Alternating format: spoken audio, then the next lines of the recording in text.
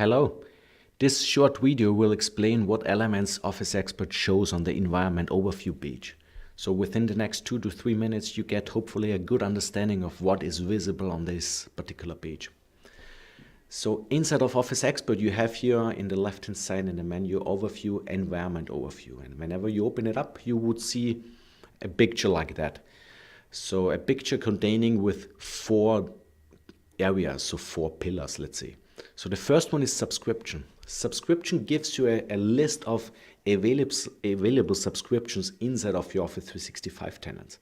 So like in that example here, I see that I have here a couple of Business Essential subscription available, in total 7 pieces, and all of those 7 pieces are consumed by my end users.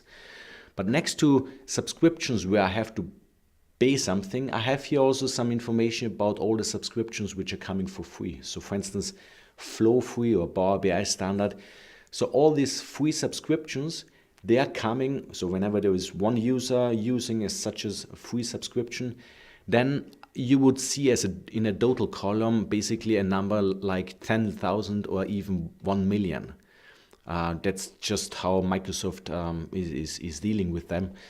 And you get basically a list of available subscriptions inside of your tenant to get a feeling about what is being used and how many you have available. You can further drill down into that if you click the data miner link here.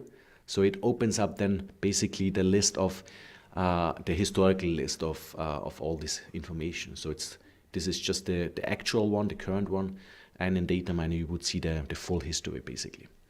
The next one is registered users, or everything in regards to users. So you get an overview about how many users you have in your Active Directory cloud, in your Azure cloud.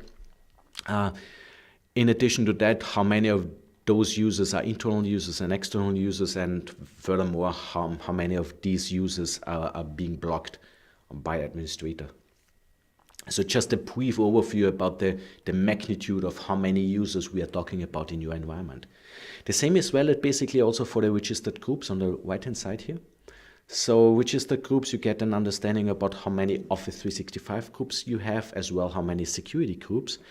And depending on if it's a security group, we give you some sort of idea how many of these security groups are also configured as mail groups, and the same is valid also for Office 365 groups. So basically every Office 365 group should be also configured as a mail group, or are automatically configured as mail groups. And if this is not the case, so if these two figures differs, then you may look into the case why the number differs. And then last but not least, the group name conflict gives you some sort of an idea of how many groups you have out there where the display name is unique or is not unique in that case. So if you create a group called sales and at the same time a user is creating a Microsoft Teams space with the name sales, then the display name would always be equal in that case. But the group name in the backend is, of course, differs, of course. But this is just to give you some sort of an idea how many naming conflicts you have when it comes to the display name. And in the middle, you have this active users, and this is just a starting point when we talk about usage and adoption inside of Office 365 and OfficeExpert. So this column is populated with data which we get from the Microsoft Graph API report. And as you can see here on the right-hand side or right top corner, the last Microsoft refresh date was 4 days ago, basically. So 4 days ago, the data you see here in this column is coming from data which is based on 4 days ago, basically. And you get here an overview just from 3 applications inside of Office 365, so Skype, OneDrive, and Outlook, how many users you have active or has shown activity the last 7 and 30 days for each of the applications.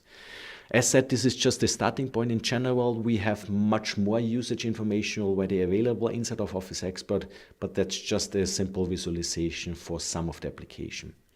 And for each of the columns here, you have here always the possibility to use the data miner to further drill down into application environment usage.